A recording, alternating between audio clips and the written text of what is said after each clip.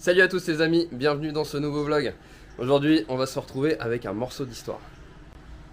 Alors pourquoi je dis un morceau d'histoire? Je te laisse te découvrir tout de suite. Alors les plus jeunes ne vont pas forcément connaître. Et là on est sur une Yamaha 240 TDR. Un modèle fraîchement rénové que Fred, le client, vient de m'amener là. Et donc le but sur cette machine là, c'est de reprendre un petit peu la carburation, parce qu'il y a quelques trous et on va essayer de la mettre au banc. Pour essayer de faire quelque chose d'un peu plus sympathique. Alors pas de préparation ni quoi que ce soit, c'est uniquement, je dirais, de l'optimisation de la mise au point. Donc la machine est de 89, et donc pour ceux qui ne connaissent pas, regarde bien, regarde les échappements. Et ouais, c'est du bicylindre en ligne. Voilà, donc avec une base moteur qui, entre guillemets, je dis bien entre guillemets, est relativement commune au moteur du Banshee. Bon, il y a quand même des belles différences, mais voilà, beaucoup d'internes sont à peu près similaires. La machine donc, est équipée de deux jolies lignes Gilles Lomas, je vais y arriver. Ça, Fred, non, je dis pas de bêtises, ouais, j'avais un doute. En inox en plus, alors sur du 2 temps, c'est pas souvent moi, que je vois du pot inox. En tout cas, ça a vraiment une très belle sonorité. Très sympa. Une machine qui a été vraiment bien restaurée, on le voit, que ce soit au niveau des jantes, freinage, étrier de frein, bon les pneus forcément, peinture complète du châssis, carter d'embrayage, carter d'allumage. Le bloc a été vraiment, je pense c'est même pas sablé, c'est microbillé. Il est vraiment bien propre. Bras oscillant qui a été refait aussi. C'est une peinture qui a été appliquée sur le bras, ouais. Ok, ouais, ça rend pas mal. Ça rend pas mal. On dirait vraiment que c'est quasiment de l'alu brossé, quoi. C'est chouette. C'est chouette, c'est chouette. Les jolis petits silencieux qui sont là.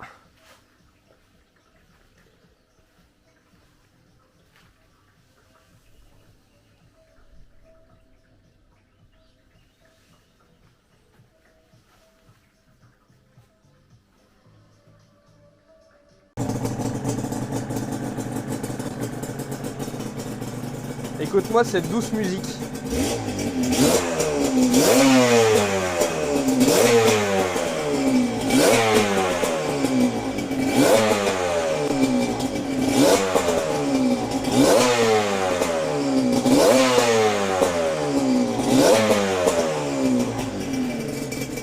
Qu'est-ce que c'est bon!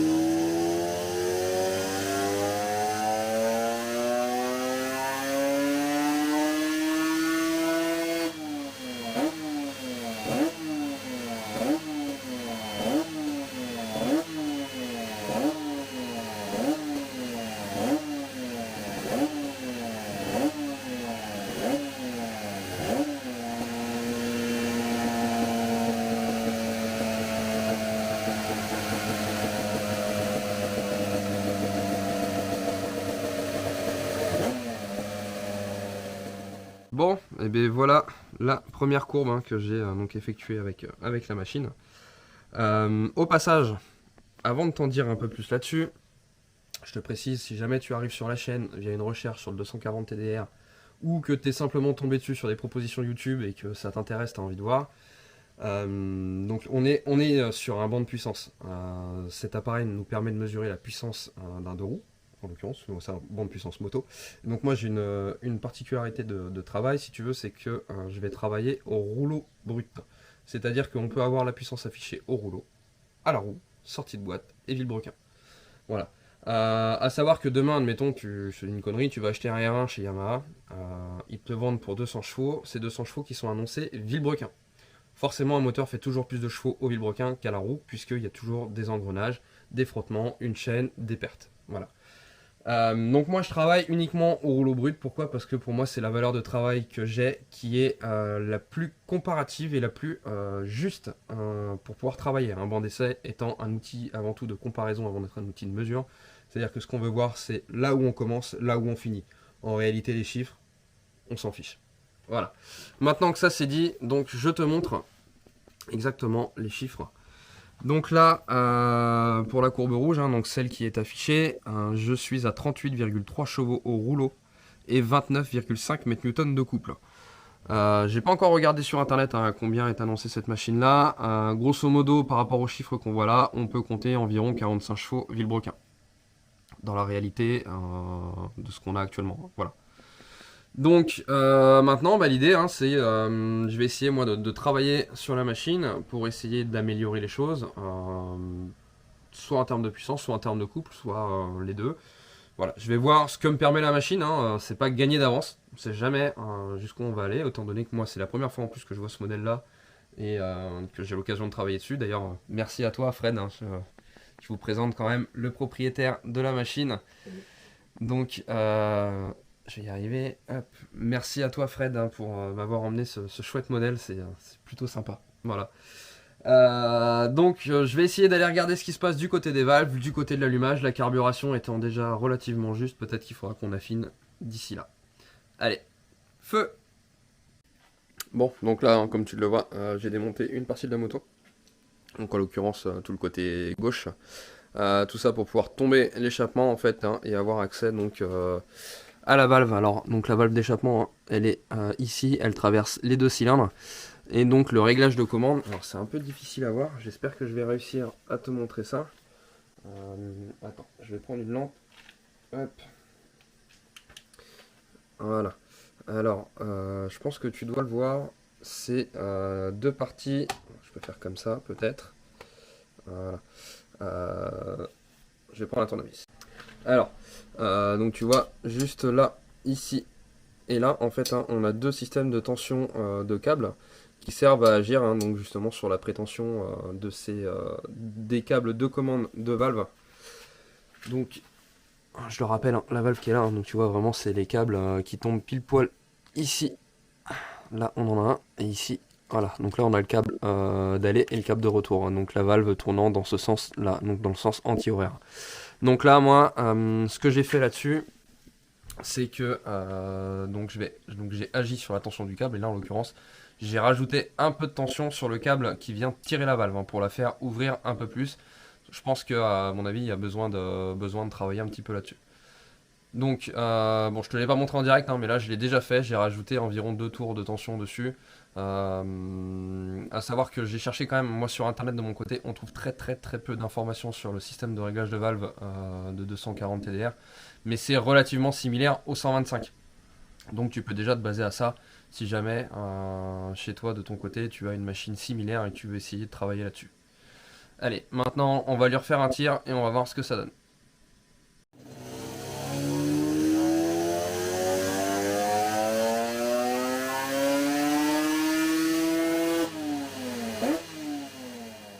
Bon bah là déjà hein, c'est plutôt cool, ça l'a déjà libéré un petit peu la machine, hein. Je sais pas si tu le vois, je vais essayer de te zoomer ça sur l'écran, hop, voilà. Donc tu vois, on passe de la courbe rouge à la courbe verte, hein, avec un gain qui est apparent sur quasi toute la courbe. Donc là, en termes de puissance pure, on passe de 38,3 toujours au rouleau à 39,5 et de 29,5 mètres-newton de couple à 30,6. Grosso modo, ça se traduit par une augmentation de puissance, par exemple ici à 7500 tours. Je passe de 29,77, hein, tu le vois, c'est marqué juste ici. J'espère que ce sera assez lisible pour toi. Donc on passe de 29,77 à 31,32 à 7500 tours. Si je vais un peu plus loin, à 8000 tours, on passe de 33,74 à 35,05 et ainsi de suite, hein, avec un gain donc, qui est à peu près similaire, hein, tout du long de la courbe. Donc là, vraiment, c'est plutôt cool. Je vais essayer de continuer dans ce sens-là, rajouter, je dirais, un petit peu de prétention encore sur ce câble. Et puis on va voir, hein, tant que, de toute façon, comme je dis d'habitude, hein, tant qu'on continue, tant qu'on gagne, on continue à jouer. Bon, je continue sur l'avancement des tests, hein. Donc là, tu vois, j'ai tombé l'allumage dessus. Donc je vais essayer de lui remettre de l'avance. Donc là, comment je vais faire? En fait, c'est un peu compliqué parce que là, donc, on a le capteur pick-up, hein. C'est lui qui nous dicte le moment où l'étincelle doit se faire. Donc en gros, c'est lui qui nous dicte le calage de l'allumage, hein. Le rotor, ici, étant monté sur une clavette, on ne peut pas y toucher. Et donc, je te disais, le pick-up, normalement, en le modifiant un peu, je pourrais me permettre de le bouger dans un sens ou dans l'autre. Donc, dans ce sens-là, donc dans le sens horaire pour lui remettre de l'avance, dans le sens anti-horaire pour lui remettre du retard.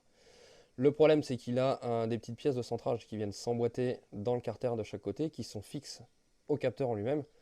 Donc, ça embête un petit peu d'aller le couper pour faire le test. Par contre, je peux faire un test tout de suite maintenant qui n'est pas irréversible. C'est-à-dire qu'en fait, je vais simplement lui renlever la clavette qui est dessus. Et je vais volontairement en fait, hein, donc décaler un petit peu le rotor dans un sens ou dans l'autre pour essayer.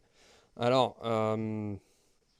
c'est très très très empirique comme d'habitude.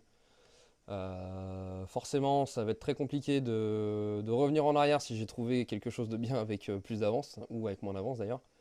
Mais bon, ça mérite quand même le coup d'être essayé, hein. À savoir que la clavette, elle n'est pas là pour empêcher le rotor de tourner, hein. C'est pas le but d'une clavette, surtout sur un montage conique, comme c'est le cas ici.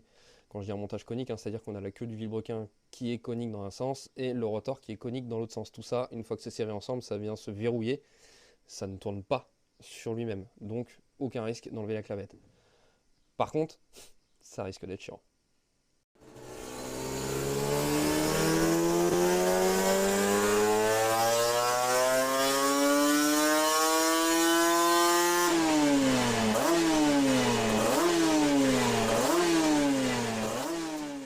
Bah là tu vois, typiquement, le test qui fonctionne pas. Voilà, donc là je viens de faire la courbe orange ici. Alors la machine prend plus de tours, mais elle est beaucoup moins péchue. Donc là, le test je le valide pas, donc je continue à chercher dans ce sens-là.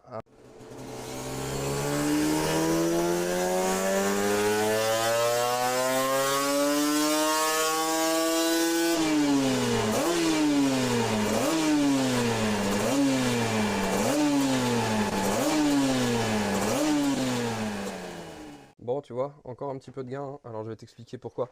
En fait, j'ai dit des bêtises, hein, juste précédemment dans la vidéo.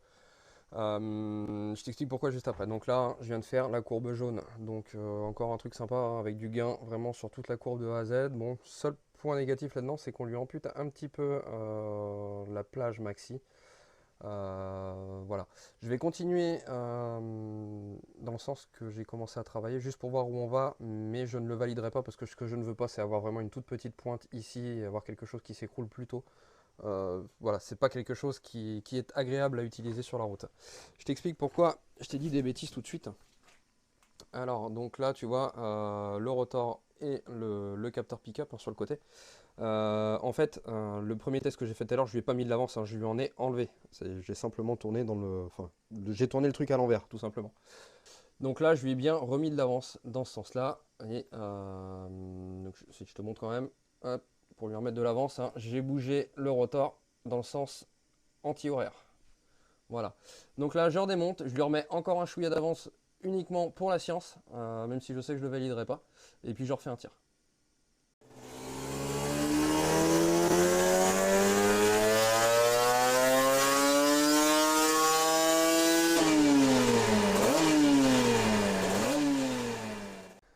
Bon là tu vois, hein, Je viens de faire donc la courbe orange, hein. Elle se superpose à la jaune avec un petit peu de moins bien sur la fin. Donc en sachant que je lui ai remis encore un petit peu d'avance. Donc là clairement c'est le point stop où il faut revenir en arrière. Donc là je reviens en arrière. Bon, là tu vois, je vais faire un test du coup. Je vais retirer donc, enfin j'ai retiré cette pièce là à l'entrée de la boîte à air, hein. C'est une espèce de petite trompette. Donc le but, hein, de faire ça simplement, c'est d'envoyer plus d'air dans le moteur. Forcément, il va falloir reprendre la carburation. Donc d'entrée de jeu, je vais lui mettre 10 points de plus sur les deux gicleurs, hein, sur les gicleurs de chaque carbu. Et puis je vais voir ce qui se passe. Je pense que ça devrait l'aider à mon avis. Bon, je t'ai pas filmé ça, hein, mais là, tu vois, j'ai déjà fait un tir en ayant enlevé donc le manchon de la boîte à air. Enfin le manchon, l'espèce de trompette du moins, et en ayant augmenté les gicleurs, hein. Donc sur la courbe rouge on était avec boîte à air d'origine, gicleur en 210, hein, donc c'est les gicleurs Mikuni, hein, donc ils parlent en débit et pas forcément en diamètre comme les autres. Donc j'ai augmenté, je suis passé à 230, j'ai eu la courbe verte, je pense que je peux monter encore. Donc là je passe les gicleurs en 260 et puis je refais un tir. Déjà, hein, ça l'a libéré de façon assez sympathique. Je pense que ça devrait être encore mieux. Allez, on y va.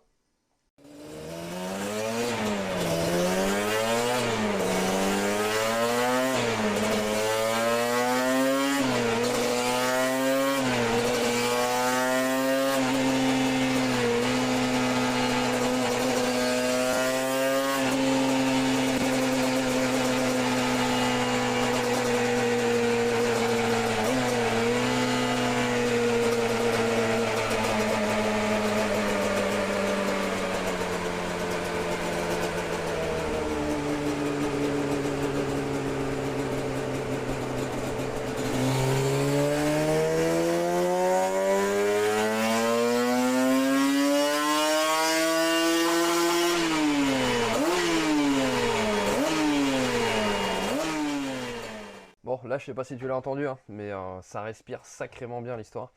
Encore eu un joli petit gain, hein. Là, je pense que je suis sur le bon ratio. Je te montre ça. Donc voilà, dernière courbe effectuée, hein, c'est la courbe orange par rapport à la verte, hein, juste sur la précédente. Donc là, on arrive à 42,5 chevaux rouleau brut pour 32,5 mètres-newtons de couple. Je te le précise encore, hein, c'est bien une puissance rouleau brut. Je pense que là, la machine, elle doit vraiment fonctionner, hein. On arrive, donc comme je te disais, 42,5 rouleau brut. Selon les données techniques que j'ai pu trouver un petit peu sur internet, choses comme ça, c'est une machine qui est annoncée entre 40 et 45 chevaux, Vilo chez Yam. Ça donne une petite idée. Là, autant te dire qu'il a la santé, le truc. Bon, voilà, hein, c'est plutôt pas mal. On arrive, je dirais, sur la fin du développement du moteur. Je vais quand même te montrer maintenant une dernière courbe. Alors, hop, je fais un petit peu de ménage entre-temps sur le PC. Tac, tac. Je vais te montrer donc la courbe à l'arrivée, telle que la machine était, et la courbe telle qu'elle est maintenant. Alors, hop, on a commencé ici. Normalement, c'est ça. Ouais. Ah ouais, quand même, hein. Faire un bon petit gain. Regarde. Voilà, hein, donc la machine est arrivée avec la courbe rouge et elle repart avec la courbe orange. Donc là, c'était vraiment sympa quand même, hein. Pour le coup, ça l'a bien libéré. Bon, il y avait de quoi faire, hein, pour la libérer aussi. Euh, donc, hein, je te rappelle, hein, la machine est arrivée à 38,3 pour 29,5 de couple. Et elle repart à 42,5 pour 32,5 mètres-newtons de couple. Grosso modo, euh, ça nous donne environ 51 chevaux, entre 51 et 52 chevaux Villebrequin, pour te donner une petite idée. C'est déjà bien cool, et tout en sachant que voilà, il y a encore du potentiel à faire. Bon, ça imposerait d'aller faire quelques modifs relativement profondes sur la machine et modifier des pièces. C'est un peu dommage sur une machine qui est clinique comme celle-ci, entièrement d'origine, hormis les échappements. Voilà, le but c'est pas d'en faire une machine de course, tu t'en doutes. Là, je pense que Fred, à mon avis, il va avoir de quoi s'amuser.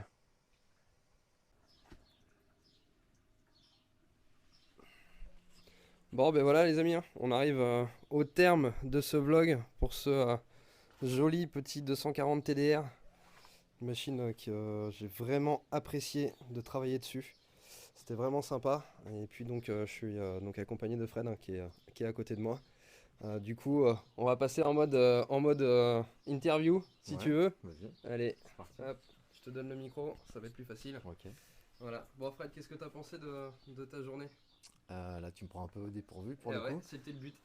Et bah écoute, déjà, mis à part le côté mécanique et machine, le côté humain, le côté d'être venu de Paris pour te rencontrer, voir ton atelier, Ouais. te donner quelque part le privilège de bosser sur ma machine. C'est vrai que c'était Hein. c'était vraiment sympa, ouais. J'ai Bah vraiment voilà, apprécié là. c'était un tout. Donc, totalement satisfait de cette journée, de ce que tu as pu faire dessus. J'ai pas tout vu, je garde la surprise pour le visionnage de cette vidéo. Tu verras, ouais, exactement. Et pour le coup, bah quoi te dire de plus après tout ce que j'ai dit tout le long de la journée. Bah, écoute, c'était un grand plaisir pour moi aussi en tout cas. Ouais. C'était bien sympathique. En tout cas, je suis Bon. ravi. Bah, Voilà. merci à toi C'est de moi ta qui te venue. remercie. Et puis merci à vous tous aussi hein, d'avoir suivi cette vidéo. Et puis n'oubliez pas, hein, abonnez-vous, likez, partagez. Allez, ciao, bonsoir!